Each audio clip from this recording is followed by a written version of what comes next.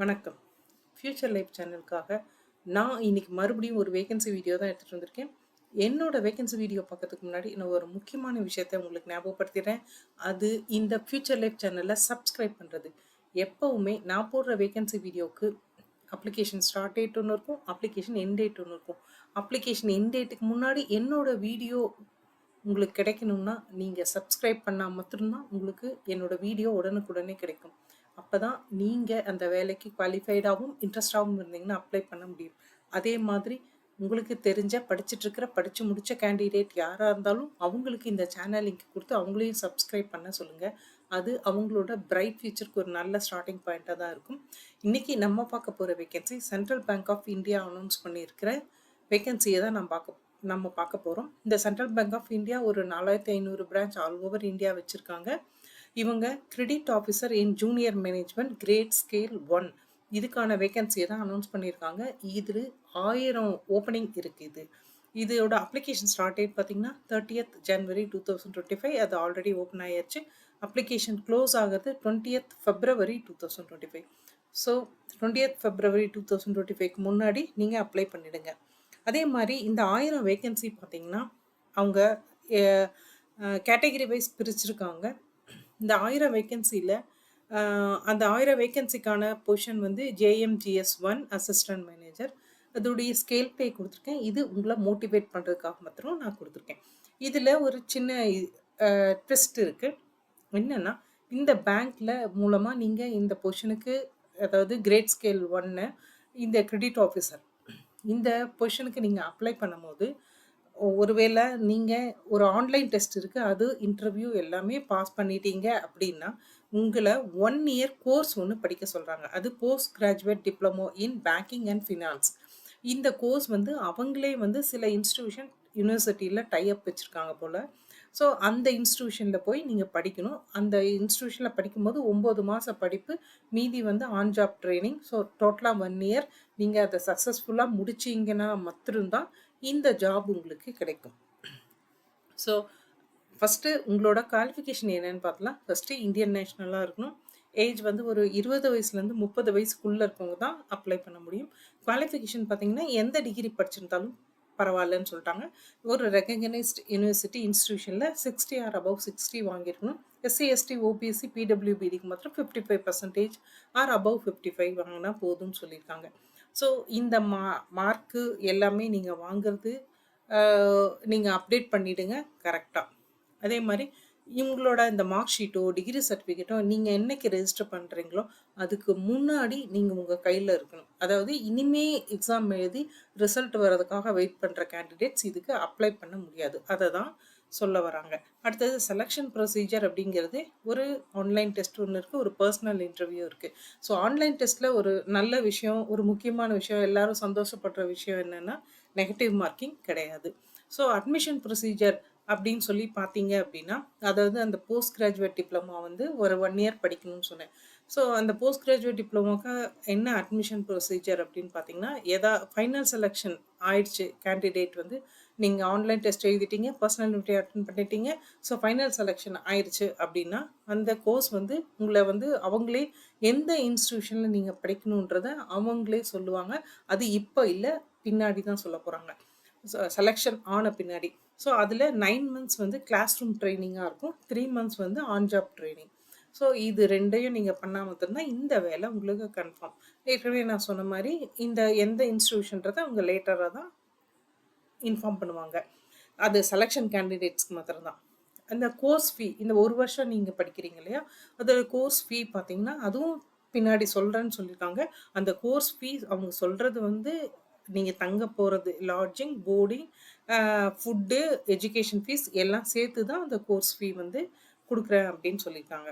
So இந்த selected candidates வந்து இந்த கோர்ஸ் படிக்கிறதுக்கு ஒன்றா அவங்க கையிலேருந்து அந்த எஜுகேஷன் ஃபீஸை நீங்கள் கட்டலாம். ஆர் எஜுகேஷன் லோனு சென்ட்ரல் பேங்க்லேயோ இல்லை உங்களுக்கு தெரிஞ்ச பேங்க்லேயோ கூட வாங்கி நீங்கள் கட்டலாம். இதில் என்னென்னா சென்ட்ரல் பேங்க்கில் வாங்குகிற அந்த எஜுகேஷன் லோன் நீங்க 5 வருஷம் இந்த சக்சஸ்ஃபுல்லா இந்த படிப்பும் முடிச்சுட்டீங்க. அதே மாரி சர்வீஸ்க்கும் வந்துட்டீங்க. 5 வருஷம் சக்சஸ்ஃபுல்லா ஒர்க் பண்ணியும் முடிச்சுட்டீங்க. சர்வீஸும் முடிச்சுட்டீங்க சென்ட்ரல் பேங்க்ல அப்டின்னா, இத ரீஎம்பர்ஸ்மென்ட் பண்றதா சொல்லியிருக்காங்க. ஆனா ரீஎம்பர்ஸ்மென்ட் பண்றது அப்படிங்கிறது வெறும் ஃபீஸ் மாத்திரம் தான். இன்ட்ரெஸ்ட்டோ, ஜிஎஸ்டியோ இல்ல மத்த விஷயங்களோ எதுவுமே அவங்க ரீஎம்பர்ஸ்மென்ட் குடுக்கறதில்ல அப்படின்னு சொல்லியிருக்காங்க. இது ஒரு நல்ல விஷயம் தான். அடுத்தது சரி நான் இந்த 1 இயர் நான் படிக்க போறேன். எனக்கு என்ன தருவீங்க பேங்க் சைட்லேருந்து அப்படின்னு பார்த்தா, இந்த 9 மாசம் வந்து கிளாஸ் ரூம் சொன்னேன் இல்லையா? அப்ப வந்து ஒரு 1 மாசத்துக்கு 2500 ஸ்டைஃபனா உங்களுக்கு தருவாங்க. அப்புறம் 3 மாசம் ஆன் ஜாப் ட்ரெய்னிங் சொன்னேன். அப்போ வந்து ரூ. 10,000 வந்து உங்களுக்கு ஸ்டைஃபண்டா தருவாங்க. நீங்க இத தான் சேலரியா வாங்கிக்கணும். இதுக்கப்புறம் தான் உங்களுக்கு வந்து junior management grade scale 1. So இத வந்து உங்களுக்கு இந்த பொசிஷன் தருவாங்க. அதுலயும் 2 வருஷம் ப்ரொபேஷன் பீரியட் அப்படின்னு சொல்லியிருக்காங்க. அதே மாரி இதுல கன்ஃபர்மேஷன் இன் பேங்க் சர்வீஸ்ன்னு ஒண்ணுன்னு சொல்றாங்க. என்னன்னா, இந்த பேங்க் வந்து செப்பரேட்டா ஒரு ரிட்டன் அண்ட் ஆன்லைன் டெஸ்ட் பண்ணுவாங்க. Post graduate diploma in banking அது நீங்க படிச்சப்புறம். ஸோ இதுல ஒரு சக்சஸ்ஃபுல் கம்ப்ளீஷன்ல தான் உங்களுக்கு கிரெடிட் ஆஃபீஸர் இன் JMG 1 general banking main stream இது வந்து உங்களுக்கு சக்ஸஸ்ஃபுல்லாக கிடைக்கும். இதை வந்து சொல்லியிருக்காங்க. அதே மாதிரி இது அப்ளிகேஷன் ஃபீஸ் அப்படின்னு பார்த்தீங்கன்னா ரூ. 150 உமன்ஸ் எஸ்சி எஸ்டி பிடபிள்யூபிடி கேண்டிடேட்ஸ்க்கு மீதி எல்லாருக்கும் ரூ. 750 ஃபீஸ் சொல்லியிருக்காங்க. அதே மாதிரி எப்படி அப்ளை பண்ணணும் அப்படின்னு பார்த்தீங்கன்னா ப்ரொசீஜர் வந்து நீங்கள் சென்ட்ரல் பேங்க் ஆஃப் இந்தியா போயிட்டு கரியர் வெப்சைட் கிளிக் பண்ணி கரண்ட் ஓப்பனிங்ஸ் போயிட்டீங்க அப்படின்னா அதில் இருக்குது. நீங்கள் அதில் போயிட்டு பண்ணிக்கலாம். இல்லைனாலும் இதில் வந்து அவங்க ஒரு ப்ரொசீஜராக கொடுத்துருக்காங்க. அதை நான் கொடுத்துருக்கேன். கேண்டிடேட்ஸ் வந்து ஃபஸ்ட்டு இதுக்குள்ளே போகணும். அது மாதிரி உங்களுக்கு ஒரு மொபைல் ஃபோன் இமெயில் ஐடி வேணும். ஃபஸ்ட்டு நீங்கள் ரெஜிஸ்டர் பண்ணணும் உங்களுடைய நேமை சென்ட்ரல் பேங்க்கு வெப்சைட்டில். அதுக்கப்புறம் தான் நீங்கள் அப்ளை பண்ண முடியும். ஸோ அதோட ப்ரொசீஜர் அவங்க நீட்டாக கொடுத்துருக்காங்க. இன்கேஸ் உங்களுக்கு நிறைய டவுட்ஸ் இருக்கும். இதில் வந்து நான் ரொம்ப இந்த வேலைக்கு நம்ம அப்ளை பண்ணலாமா, நம்மளுக்கு எலிஜிபிலிட்டி இருக்கா, நம்ம இன்ட்ரெஸ்டடாக இருக்கோமா அப்படின்னு நீங்கள் தெரிஞ்சுக்கிறதுக்கான இன்ஃபர்மேஷன் மட்டும்தான் நான் வீடியோவில் கொடுக்குறேன். இதை தவிர நிறைய இன்ஃபர்மேஷன் அவங்க கொடுத்துருக்காங்க. அதாவது ஃபார்ம்ஸு, ஒரு டிக்ளரேஷனு இருக்குது. அதே மாதிரி வந்துட்டு டிசபிலிட்டி இருந்தால் என்ன ஃபார்ம் வேணும், எஸ்சி எஸ்டி அந்த மாதிரி கேட்டகரிஸ் இருந்தால் அவங்களுக்கு என்ன ஃபார்மு, இந்த ஃபார்மேட்ஸ் எல்லாமே கொடுத்துருக்காங்க. நிறைய இன்ஃபர்மேஷன் கொடுத்துருக்காங்க. ஸோ ஃபஸ்ட்டு நீங்கள் இந்த வெப்சைட் போய் கரியர் ஆப்ஷனில் போயிட்டு கரண்ட் ஓப்பனிங்ஸில் நீங்கள் இந்த அட்வர்டைஸ்மெண்ட்டை ஃபுல்லாக படித்து அண்டர்ஸ்டாண்ட் பண்ணிக்கோங்க. அது அண்டர்ஸ்டாண்ட் பண்ணப்புறம் நீங்கள் டிசைட் பண்ணுங்கள் இதுக்கு அப்ளை பண்ணுறது உங்களுக்கு எலிஜிபிலிட்டி இருக்குது அப்படின்றத டிசைட் பண்ணிவிட்டு அப்புறம் அப்ளை பண்ணுங்கள்.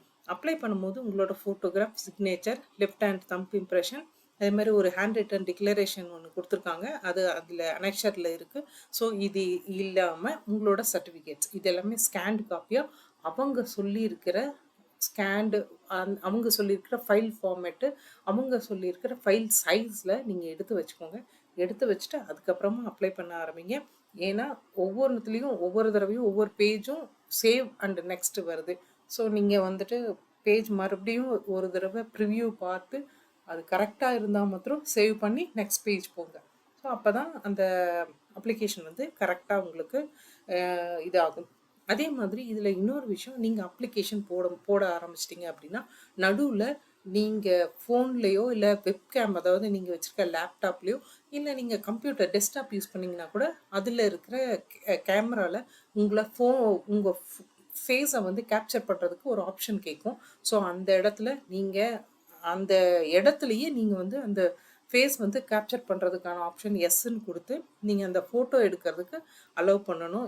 ஸோ யார் அப்ளை பண்ணுறா அவங்களோட ஃபேஸ் அது வந்து அப்போவே ஒரு ஃபோட்டோவாக இமேஜாக எடுத்து வச்சுக்குவோம் கம்ப்யூட்டர்.